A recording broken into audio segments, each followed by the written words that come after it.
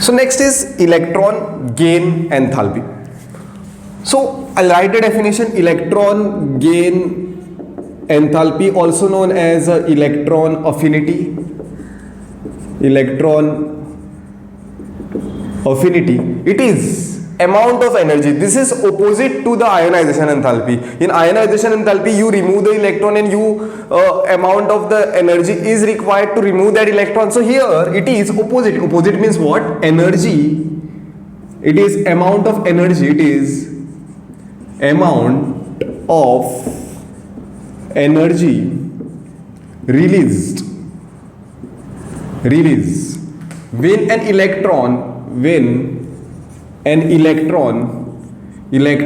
is added to neutral gaseous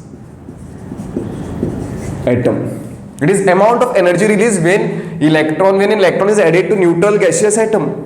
Okay, here it is exothermic. It is negative endothermic. It is means delta H is negative for this. Means energy is released. So here what we can say about this is that more the value, okay, more negative value, more, note this down, you will understand this in more better way further. More the negative value of electron gain enthalpy, more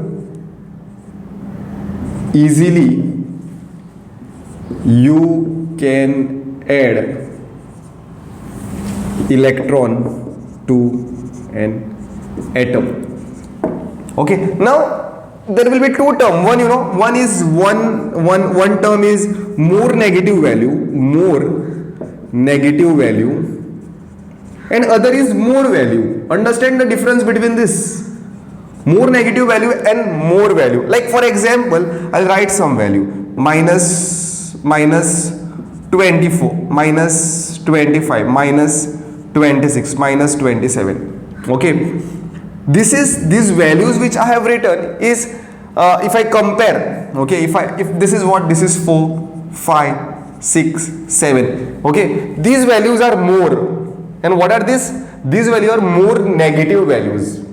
Although value is less, minus 24 is much less than 4, but when you say, you will not say more value, you will say more negative value. Among this more negative value is minus 27. Okay, and more negative value is 24. If you ask, if you are saying that this is more value, no, it is wrong. It is more negative value. More value means we just consider the magnitude. More negative value means we have to consider the sign. Okay, so more negative value means more negative is the value, more easily you can add the electron. Let's have some look on a data. So here is the data. You can just have a look. You can pause this video for some time and have a look at this.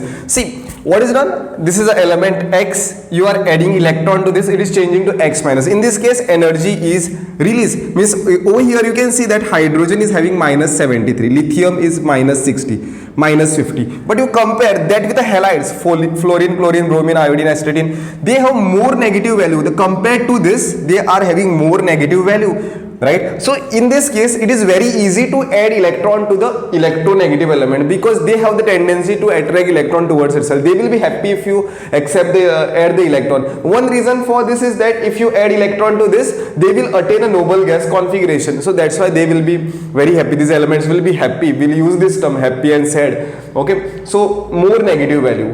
But here that is not the case. Here you can add electron because the size is bigger. Okay, and electron won't be that happy. These atoms won't be that happy over here because and you cannot add as easily as you can add in the fluorine, chlorine, bromine and iodine. But what about this helium, neon, argon, krypton, xenon, radon?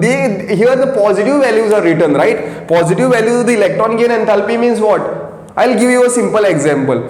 Let's say you are calling your friend to your lunch at your home for the lunch, right? So what you do, like day one, you are calling him tomorrow. Just assume that you are calling him, like one day you have called him and it is like you are calling him and you offer him lunch.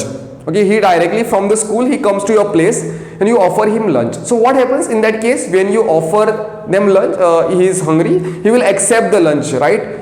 So that is the thing. Then next day again you call him. Okay, one more time you are calling your friend for the lunch. But this time he doesn't come directly to your place. He goes to some restaurant, he eats something in between, and then he comes to your place. Means his stomach is full by the time he is at your home. Then what you do? You offer him food, he refuses. He says no, he don't want the food. Right? Then what you will do in that case? He is not accepting the food. Right? So just telling you the hypothetical thing. You will tie him to a chair. Right? You will open his mouth and you will put the food. Looks funny, but just giving an example. Right? In this case, although you are putting a food, you are feeding your friend, but you are spending your energy. Right? You are spending your energy to put food inside your friend, right? So that is the same thing. You are to add an electron to helium, neon, argon, krypton, xenon and radon. They are already stable. They have 8 electrons. They won't accept the electrons very easily. To add electron, energy won't be released. You have to spend energy to add electrons to them. So that is the whole concept of the electron gain enthalpy.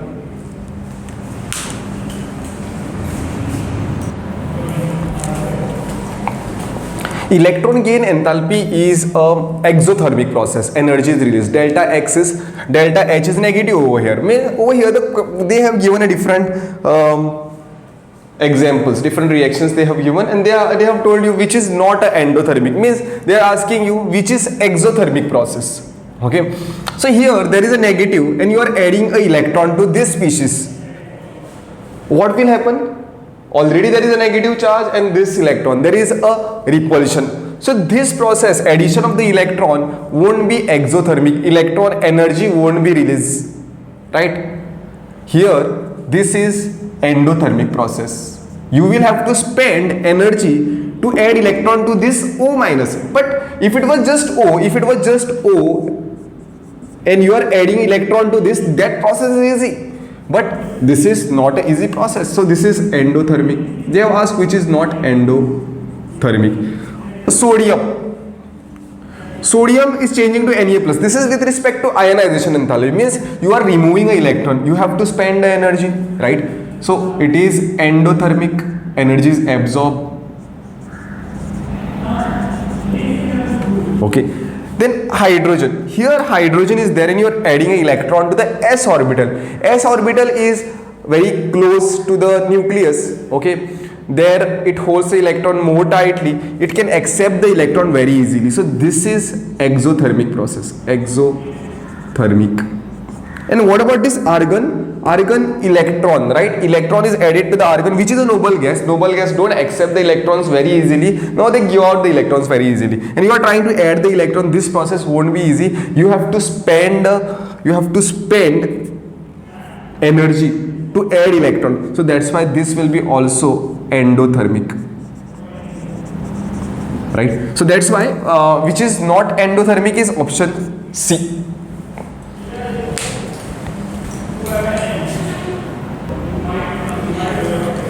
Okay, here is the next question. The electron gain enthalpy of the fluorine, chlorine, bromine and iodine respectively are what?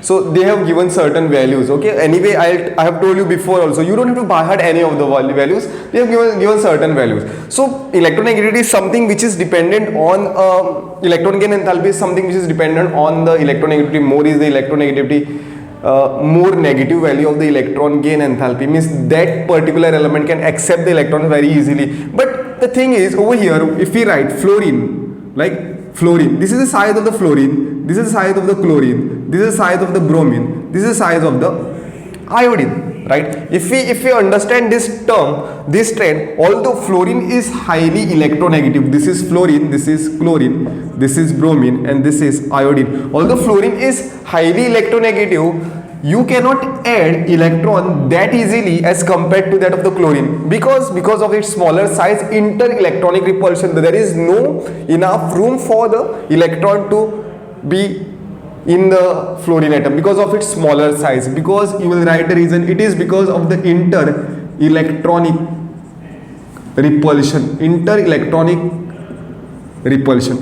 Means over here it is slightly, what we can say is it is more easy to add electrons to chlorine compared to that of the fluorine. Okay, so answer will be what? -33 will be for the fluorine, which is less means what?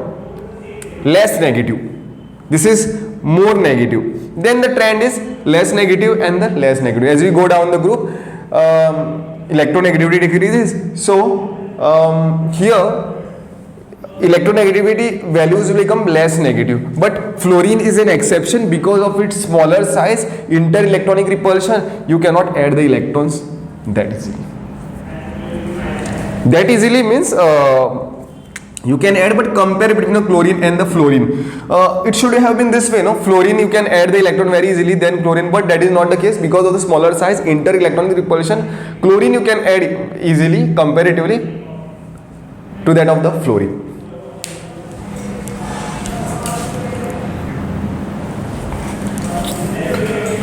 So question is a correct order of the ionic radii for this. Okay, which will be a correct order? So first of all, we have to check whether this is a isoelectronic species or not. Isoelectronic species means elements having the same number of the electrons. Okay, let's check this phosphorus. P3 minus. See, phosphorus is having 15 electrons, so P3 minus will have 18 electron, right? A sulfur will have how many? 16 electron, right? So S2 minus will have how many? 18 electron. You are adding 2 electron. Calcium 2 plus, calcium will have 20 electrons, so calcium 2 plus will have 18 electron. You have to remove 2 electrons since it is a positive charge. Potassium will have 19 electron, so potassium plus will have 18 electron, right? Then chlorine is having 17 electrons, so Cl minus is having 18 electron, right? So what we can say over here is that all this is isoelectronic species. Since this is isoelectronic species, the bigger size will be size will shrink as the nuclear charge is, as the positive charge or the charge of the overall species is more. Like over here, this is having maximum charge +2, so this will be having the least size. This is +1 and this is -1, this is -2 and this is -3. This is having the less charge, right? This is having the least charge. So the correct order is option A for this.